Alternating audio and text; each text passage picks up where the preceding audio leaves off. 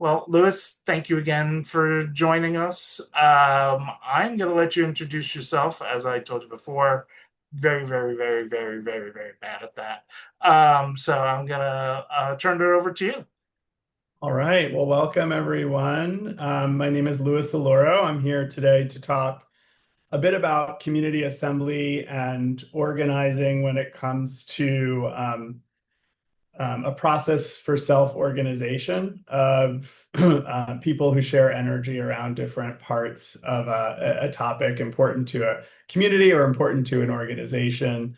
Um, my background's in applied positive psychology, and I'm a social entrepreneur. So I'm out there in the world trying to and successful at facilitating conversations across groups of people at scale, small groups, larger groups, in terms of topics that are of importance to quality of life and well-being, happiness, and people's lived experience. So I'm happy to be here. I met David years ago living in Claremont, California, and got wind of the work in Pomona, and was really interested in this idea of the well-being economy and how do we organize to do good and make money, right? In terms of the benefit sector, being part of the benefit sector. So I'm curious, I know Louisa, but would love Louisa to introduce herself, and Alex and Carrie. We're such a small group. It would be nice to know who's in the room and what brings you to this conversation. Hey, Carrie, You want me to go? go for it. Okay, hi everyone. I live in Toronto, Canada, and I met Lewis in the MAP program. We both did the Master of Applied Positive Psychology program at the University of Pennsylvania many, many, many years ago. I think Lewis, you were in the class just before me, right? MAP, was it MAP 3? Yeah. Yeah, Oh, so seven. yeah, so we are one of the OGs in the program, and I have been working primarily with organizations, with corporations to improve workplace well-being. I'm also the founder of the Canadian Positive Psychology Association. So we've run large conferences and programs for different communities with regards to just disseminating the research and applications in positive psychology. That's me. Glad you're here. Nice to see I'm you. glad I'm here. Thank you. It's great to see you. Alex, do you want to go next? Sure. Yeah, so thanks for talking about this. I'm really excited. So I come from like kind of the deliberative democracy space. I was working in international development on trying to create more inclusive civic engagement processes and structures in countries all over the place, and have pivoted more domestically focused over the last 7 months. And I'm really advocating strongly for a civic assembly in LA. That's like taking up a good chunk of my time as like a more representative way of engaging the community in decision making. But it's also a very cumbersome process. And so like I'm always looking for other ways to engage community members, like, and to really get them activated and contributing to decisions or community action or whatever it might be. So um, yeah, I'm excited to hear more. Welcome. Carrie, Hey, I, Alex. I like your new wall. Oh, yeah, my butterflies and Yes, very yeah, my nice. cherry blossoms. Yeah, Yeah, it's very uplifting it is. during these dark days. Um, Great to see you all. Sorry I was a little late. And sorry that I missed your introduction, Lewis, but let's see. I'm here.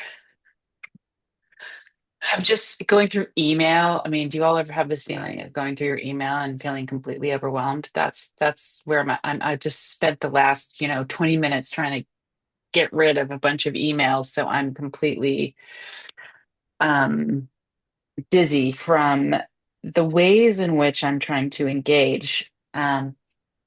So I guess uh, I just feel that we're at a moment of the need for deep awakening and engagement as citizens. So I come here first and foremost as a citizen who's interested in reviving all kinds of ways of engaging.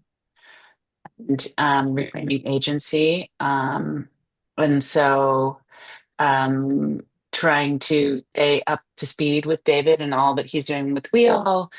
And um, also, I mean, focused it on bioregional regeneration, which is another form of civic engagement.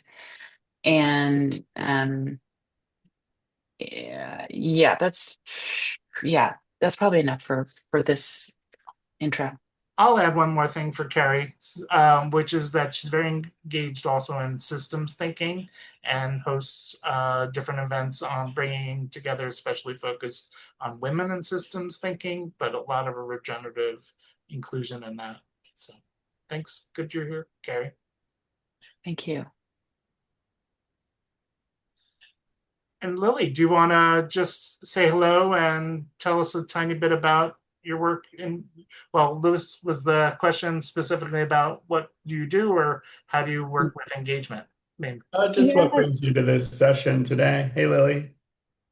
Hi, it's really nice to meet everyone. I'm here mainly because David shared about this, and I'm active in a couple different indivisible groups, so that's how we came to know each other and overlap. And I'm just really looking forward to kind of learning more about the different topics that are discussed as part of this broader group, and yeah, they just look very timely and very very important.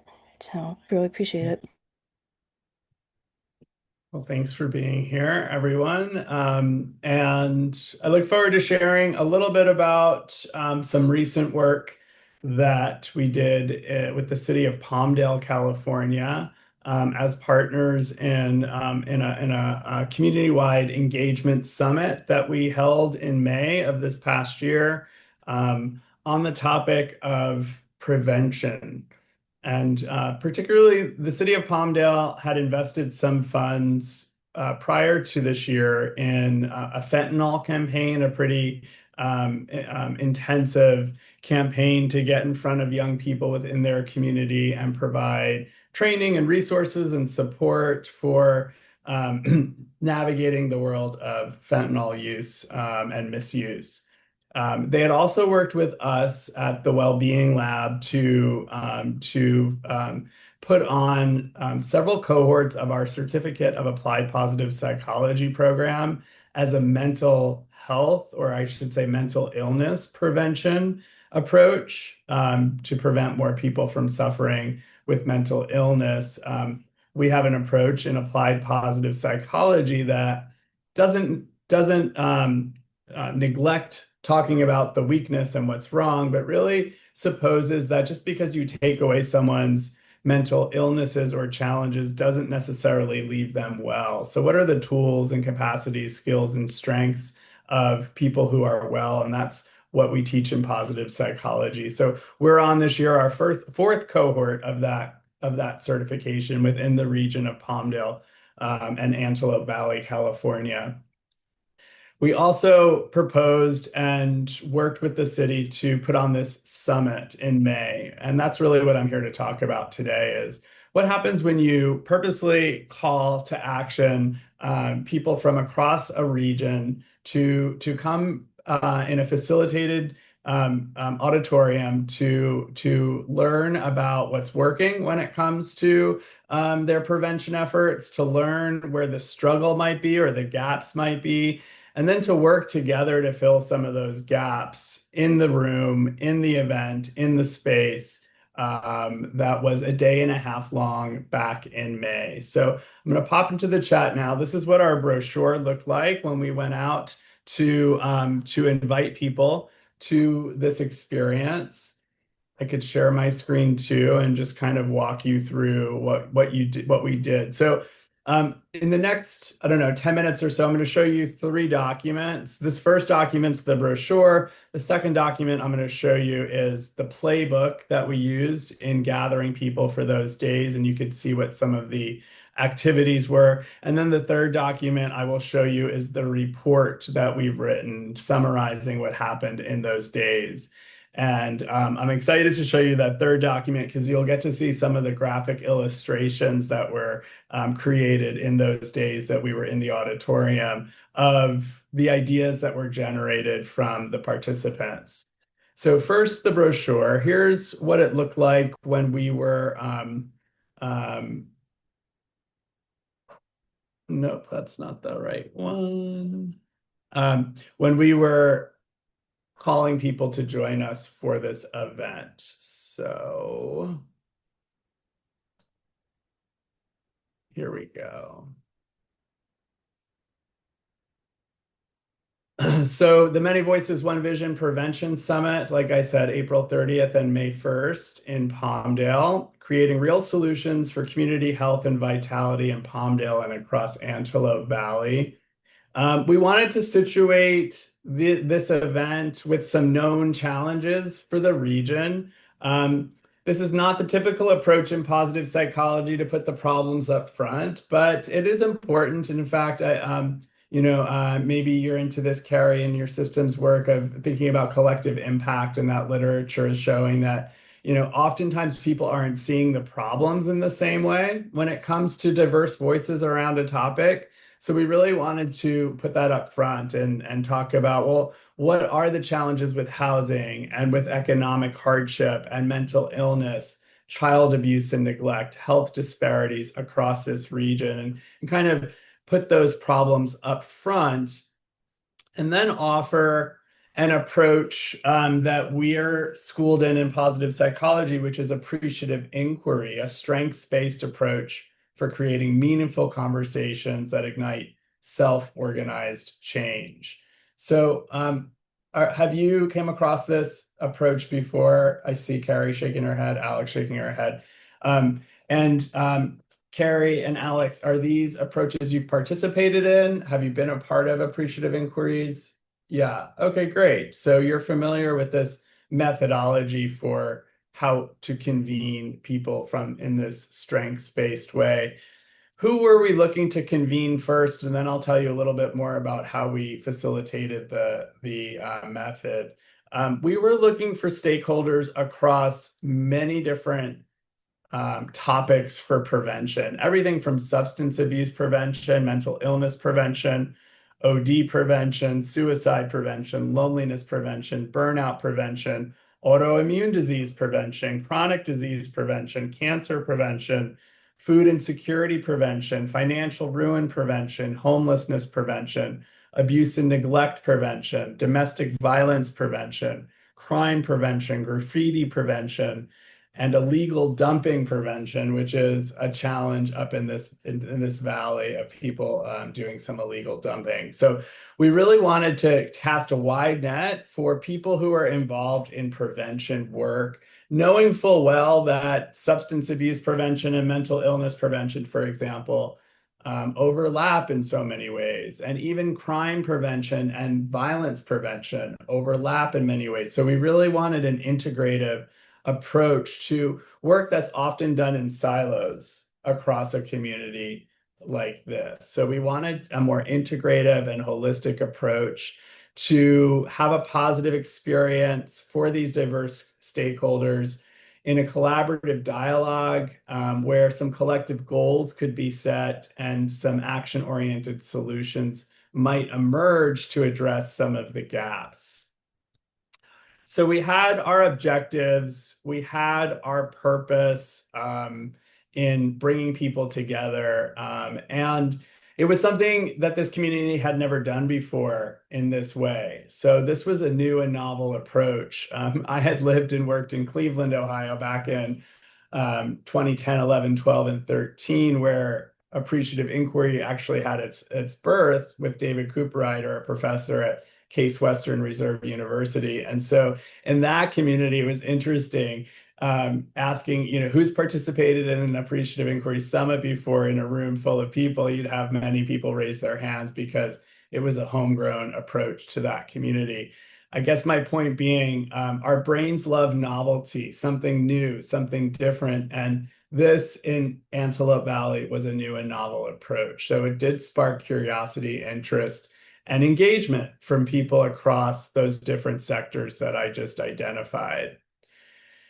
So this was our brochure. I'm not going to go through it point by point. You could take a look at it.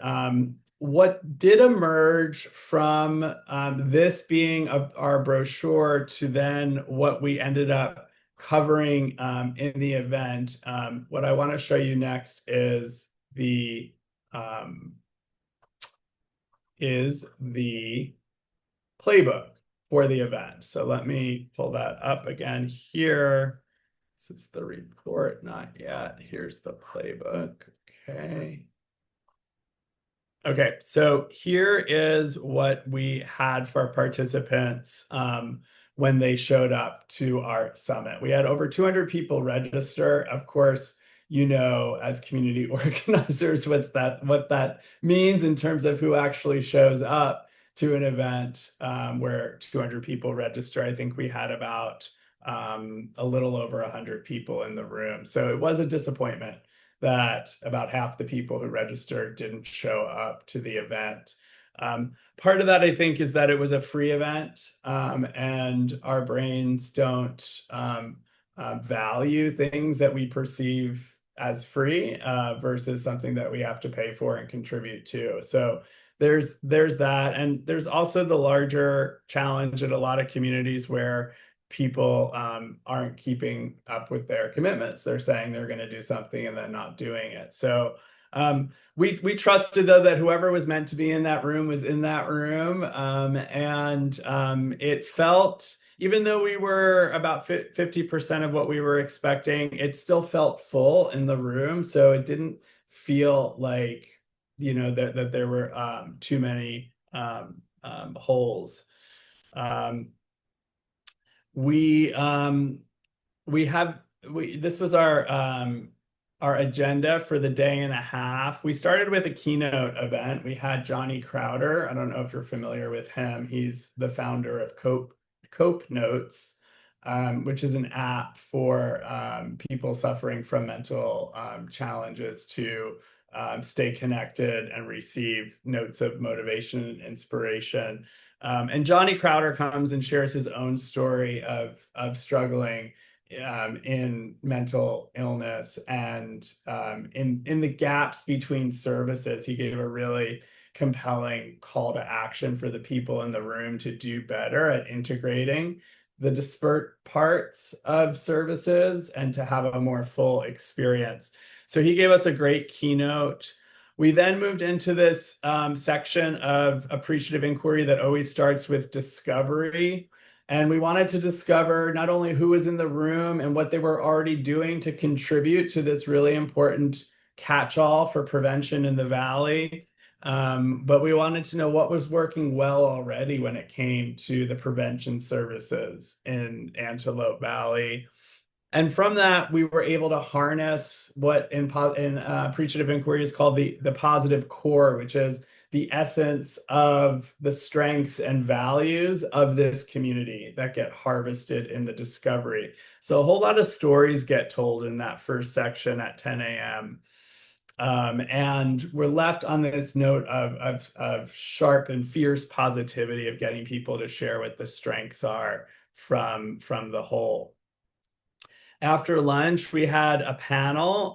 David was on the panel. Thank you so much, David. The other panelists you see here, we had Janie Roundtree from the UCLA California Policy Lab, Carrie Morrison from Heart Forward LA, an organization that's modeled off of the public health work done in Trieste, Italy. She traveled back and forth to Trieste and brought that kind of fierce compassion and fierce hospitality to how we handle and work with, really, people, connect with people who are suffering in terms of hospitality and offering love in that heart forward way.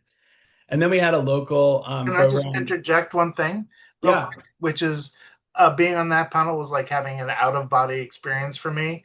I forget the woman's name who was the host, but she was very polite and wonderful. I have no idea if I answered her questions at all, and it was very bizarre for me. But thank you for inviting me. And I want to add that it seemed like a lot more than 100 people from being in the room, and it was also a very fun experience too. The whole process was fun. Awesome. Yeah. I mean, that's really what we want to create is a fun experience for people, a novel experience, people that are getting people to think differently, which is the essence, I think, of what a positive psychology approach is helping people learn to think differently. So we say in appreciative inquiry that human systems move in the direction of the questions they ask. And so you could see that these activities are organized around questions, in terms of the best of what's already working. And then in that dreamscape after the panel was an opportunity to think about the future.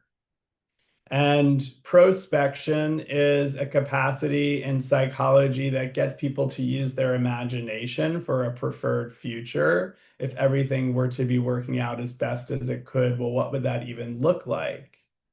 Right? If you were to go to bed tonight and wake up in the year 2030 and our prevention efforts are fully aligned and integrated and impactful, what does that mean? And you get people to collectively create this vision. And we had some creative ways that we invited them to present their visions. And this is how we ended day one, which was small groups of people getting up and sharing newspaper headlines from the year 2030 and song lyrics that described the state of affairs of how we were doing prevention work better in the year 2030. And we got, it was a really positive way to end, uplifting way to end, inspiring way to end to see people's broadscape vision. And if you don't mind if I interject again, Please do. there were definitely some people who were secretly wanting to be news reporters because there was a lot of people like, pretending they had a mic, or maybe they actually had a microphone. I don't remember, and going up like interviewing other people from their team as news reporters from 2030 or 2035, whatever year it was. And you could just see how into it they were. It was kind of fun. Yeah. When you invite people to, step out of themselves for a moment, to be silly, creative, playful, right? Playfulness kind of brings people into a flow. And we're not often invited to be playful, especially in these professional settings, right? Where you're coming and you're representing your organization and you're all buttoned up in your suit and, you have your beautiful binder that everyone was given, and you're being fed delicious food and supported and nourished in ways. The playfulness is something that really people need to be invited to. So what we did from that dream was on day two, when people showed up, we had the room organized a little bit differently in terms of how might we topics that took elements of the vision and bolted it down into a topic for continued inquiry, so that when people showed up on day two, they self-selected to tables where the how might we topic, which was posted on the table tent, called to them. Right. So now they're organized in a different way on day two. They're organized by topics for which they had energy. And we invited them into activity 5 and activity 6, which got them to do a little design thinking around their topic. How might we take this topic and do something with it? How might we prototype a service or a process or a routine that might bring this to life? And so that gave a marketplace of ideas that emerged that people presented on day two. Quite honestly, I wish we had a little bit more time on day two to let some of this emerge and happen.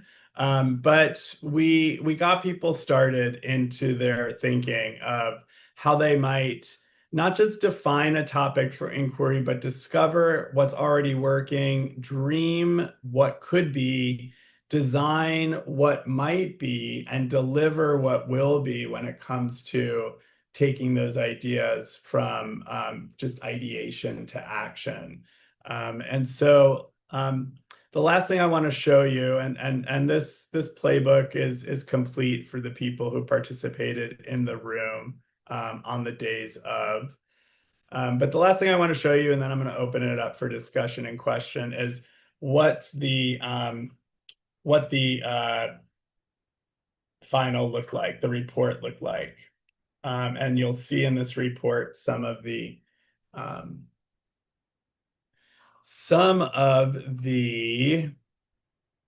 work of the graphic illustrator that was in the room. So this is the report that we put together from the day. You can see here on these word clouds the people that were in the room, the function that they serve, and then the organizations that they're a part of in the word clouds here.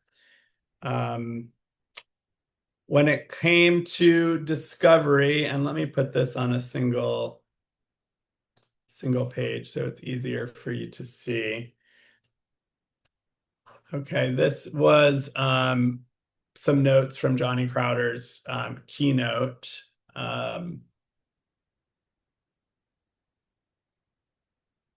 And the next part of the discovery got people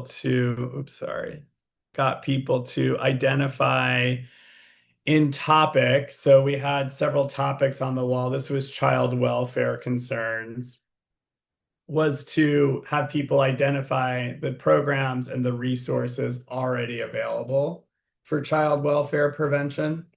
And so this gave people an opportunity to put themselves in the room, to put their program in the room, to put their contribution in the room, right? Not saying that there's not anything good. There's a lot that's good.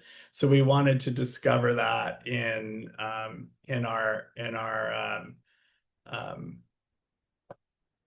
our first session here. And so here were some of the other things that were discovered, right? That we know we're successful when, for example, we're listening to youth, when we're supporting the entire family, when people know their rights, when there's humility, when there's a willingness to do whatever it takes, et cetera. You could see some of the strengths and values that were harvested from people's stories of discovery. And so it was really awesome to have the graphic illustrator, didn't you think, David? Yeah, no, I was just gonna reemphasize that this was all drawn live while we were there. He was listening to the different conversations, and it was, I mean, when I was only there on day one, but there was like this giant two-sided mural that he was working on that was just so amazing, and capturing so much of the words and translating it into art. It was pretty impressive. Real time, before our very eyes. This part was, really novel for people too who hadn't seen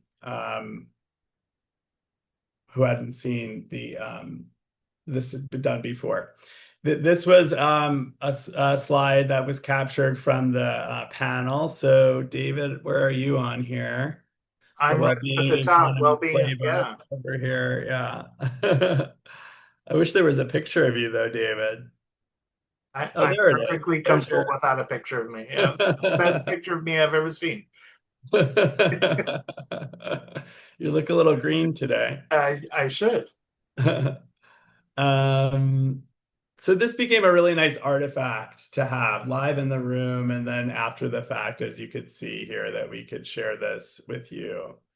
I'll share with you next what the dream looked like, and then what came out of the dream. Let's see.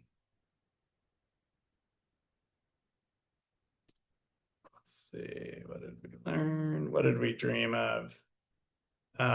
So here's what his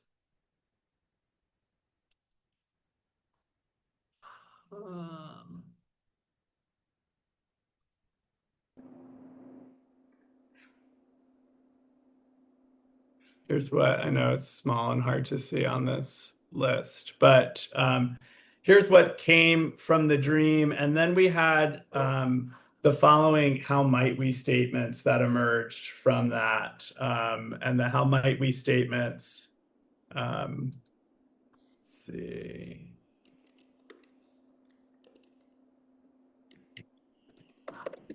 Here's what the how might we statements look like. How might we make it possible for people to have simple and easy access to our shared resources? It's not coming through for some reason. There's a little box on top. There you go. And grow their confidence in using them. We discovered that it was one thing to have access to resources. It was another thing to have motivation to use them. So we split that up into kind of two deeper inquiries. How might we develop more integrative and wraparound services? How might we increase engagement in public arts? How might we create more places of belonging, optimize park and boulevard use, build capacity and connection among those of us in this room, engage more organizations in this work, build a collaborative system to continue this work beyond today? How might we better help all families flourish, help young people manage their social media more responsibly? How might we enhance youth development, enhance intergenerational connections and well-being?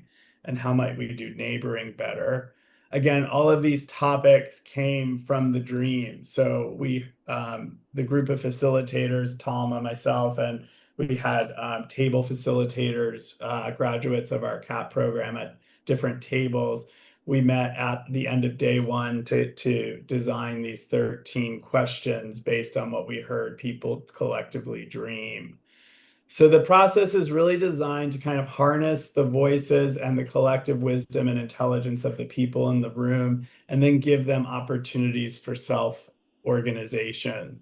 So that going forward from this event, it is hoped and encouraged and nudged and supported that people continue their small group meetings. And some of the anecdotal evidence is that some programs emerged. A new organization was born in the Day and a Half Summit. And so the outcomes continue. But just a couple of the things that I know for sure have come from the day it is people, and one of my colleagues said, if nothing more than people leave with stronger connections with their fellow practitioners, then you've done a good job. And there was this is a very religious community up in Antelope Valley, a very spiritual community. And there was a pastor in the room who I was told the Sunday after this summit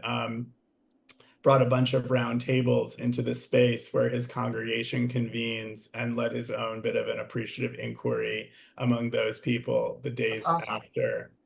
And that was a really nice anecdotal piece of evidence that he was moved so much that he wanted to bring it to his people. So that's all I'm going to say right now. I'm going to open it up to questions and comments, observations, your own experiences, please. Nothing is off limits. Yeah, thanks. I'll take questions in a minute, but I'm going to start with my own first, just one, which is what topics, other types of topics, this was about mental health, have you seen done or participated in as some examples of where this gets used? Well, my first entree was in Cleveland. I mentioned I lived in Cleveland back in 2009, 10, 11, and 12, and was part of the Green City on a Blue Lake initiative, part of the sustainability initiative of the city of Cleveland to build a green economy on the lake, on the lake in Michigan. I mean, not in Michigan, in Cleveland. And so there was a history there that they built off of the lake being on fire, the river being on fire when it was so polluted back in the 80s and late 80s. And there was a lot of negative press on Cleveland around that. So they built a topic to engage people. The topic of the inquiry needs to be magnetic to draw people into it. So building a green city on a blue lake is just another example of how you can do that. And While part of that discussion was about economy, it wasn't just about economy, it was about education, and it was about utilities, and it was about sustainability kind of writ large, with working groups that emerged. Like these how might we topics became working groups for our summit. Summits tend to evolve into those working groups to give people space for that kind of self-organization. What Cleveland ended up doing was reconvening the summit every year from 2009 to 2019. It was a 10-year initiative. Wow.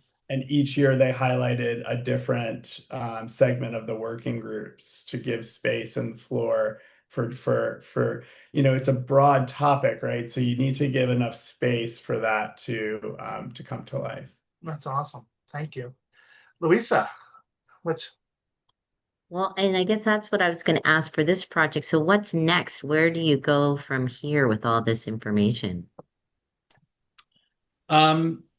You continue to nudge the city government, which is my client, to prioritize it, which is difficult, and city governments that are working to prioritize lots of things, lots of initiatives, lots of important things. Don't get me wrong. Um, and I don't know, I've been in this for about 20 years. Not all of my clients are cities, some are, but it's a challenge when the most important thing is the next thing before you, not the thing that just happened.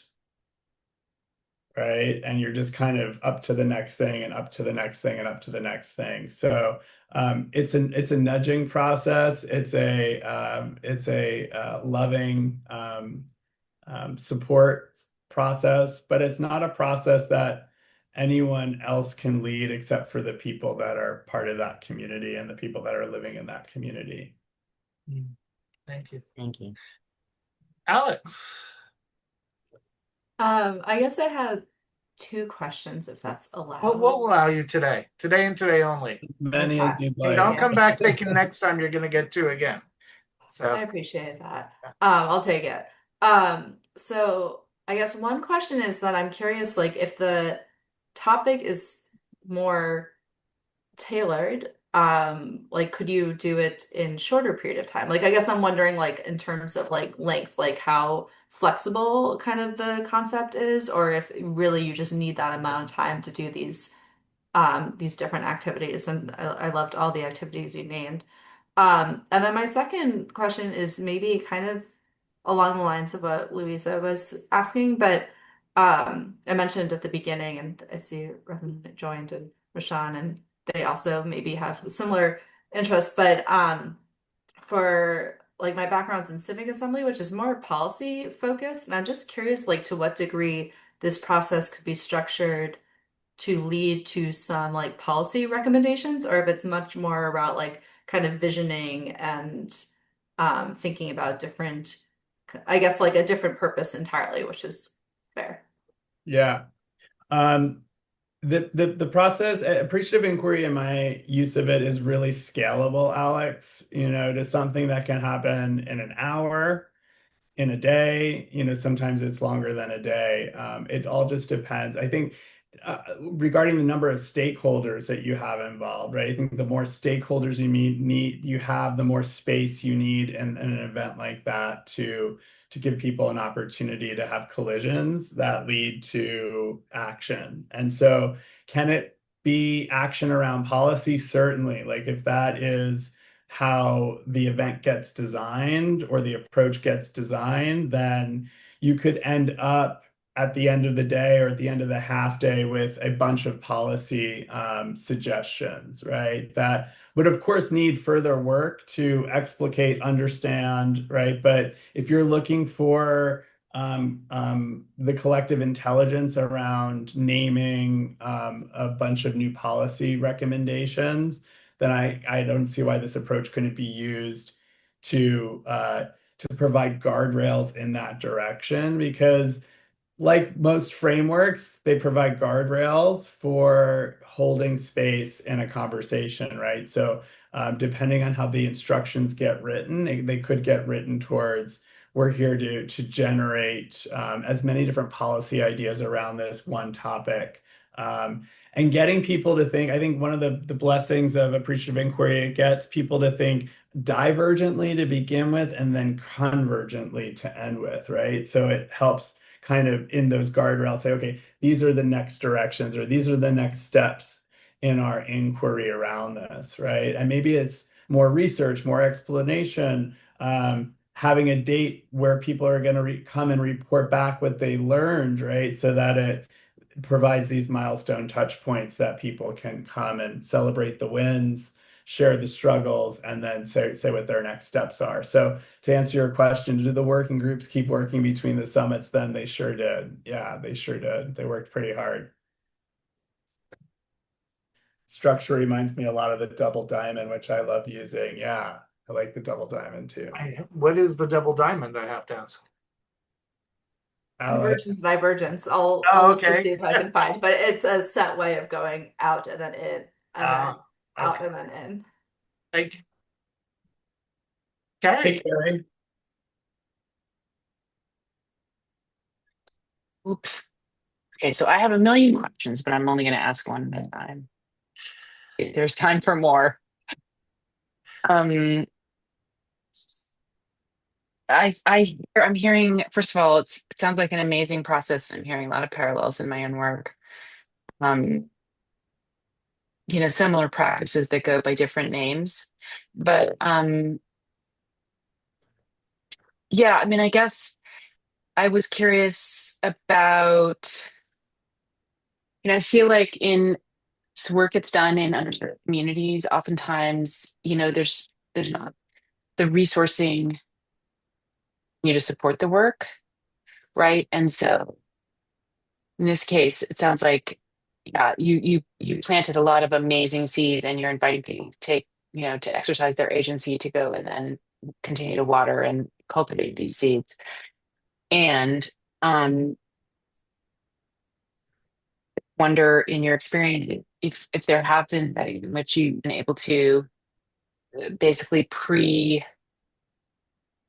pre-confirm the continuity and the deepening of the work in community from a budgetary standpoint so that people, I mean, it's sort of because it's a delicate balance, right? I feel like people who are already constrained financially and for many, many other reasons, which may be part of the reason why you had a 50% attrition, right? Like a lot of people just don't have the capacity to show up to an all-day workshop or face so many other social determinants of challenge.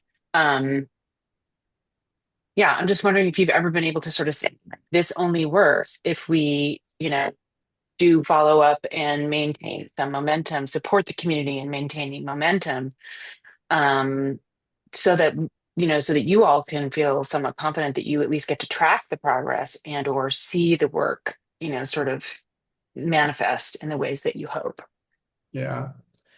That's a really great question. I've always considered myself a bit of a Johnny Appleseed when it comes down to, kind of spreading some seeds, helping nourish the seeds that people bring. It's hard to do what you're saying, right? In terms of having the structure in place. And Louisa and I have this conversation often, right? In terms of having the structure in place to ensure that those seeds continue to get nourished, right? It's one thing to give them a good watering, the first watering, right? But what about the week after that, and the month after that, and the months after that, right? And so I'm totally with you on the need for the support of that. Louisa runs the Canadian Positive Psychology Association, and we often talk about that as a great vehicle, a container for helping nourish seeds once planted, right? Because yeah, you're right. It's hard for people to show up for a day-long workshop, right? It might sound like a good idea when you're registering, but the day comes and we all know that feeling of like, oh no, like I don't know about this. I have all these other priorities. I have all these other commitments. And there's a loss, right? There's a loss that people, not everybody who wanted to be in that room was able to be in that room. So we planted some seeds with the people that were able to be in that room, and we encouraged the leadership to continue on. And I don't think that we've gotten it especially right when it comes to the continued supports people need past the event. But an organization like an organization like the Canadian Positive Psychology Association, where there are um, um, legs, right? And where there is structure and where there can be accountability. That's what people need to continue, are those those legs of structure and support and accountability. I don't know, Louisa, do you have any ideas here? I know you think about this too in terms of how to sustain projects that emerge.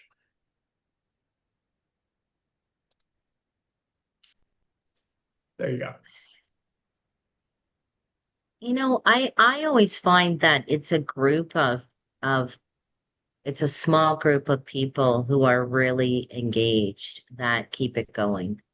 That if you can even get a small group of people who are really passionate about it, and that's what we found, when you talk about legs, that's really how we make anything happen, is you've got a small group that's super excited about it.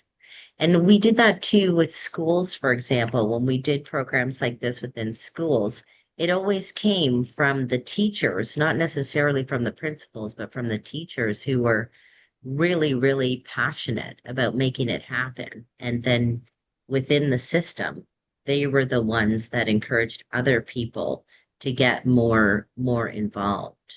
I don't know if I answered your question, I think you Lewis, did, but and that's I'd love to add to it also, which is that I think something that almost everybody here shares is a real passion for getting people involved and engaged as a way to create a healthier society, and that there's a growing movement of it. And the more we can have different experiments and different experiences where people come away from with healthy positive experiences, they're going to want more of it and popularize the idea more.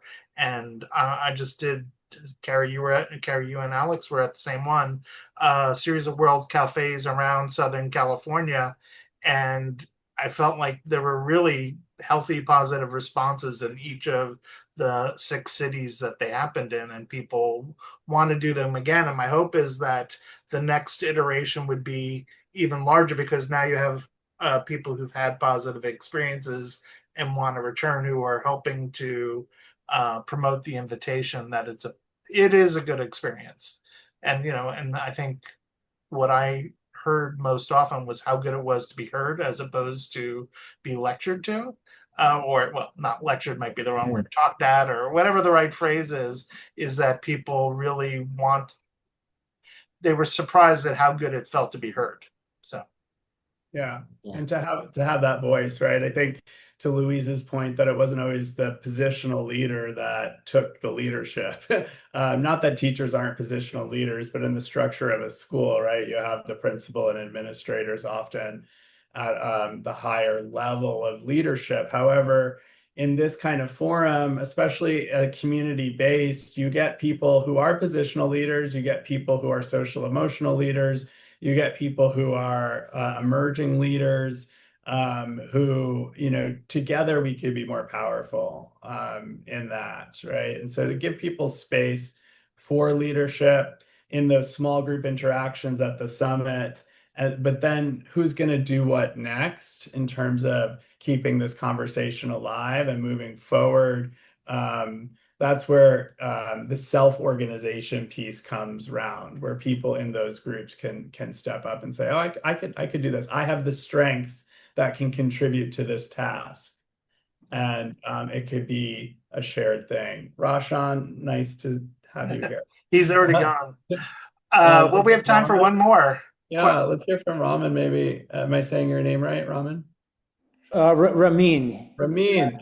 Thank you for having me. Thank you for sharing your work. I just came in the second half, and I'm curious to what extent you found any of the emerging technologies as allies in this work, and in giving you superpowers in doing what you already do, or it's okay if the answer is none so far. Just doing it absolutely analog as I would have done it, 5 years ago.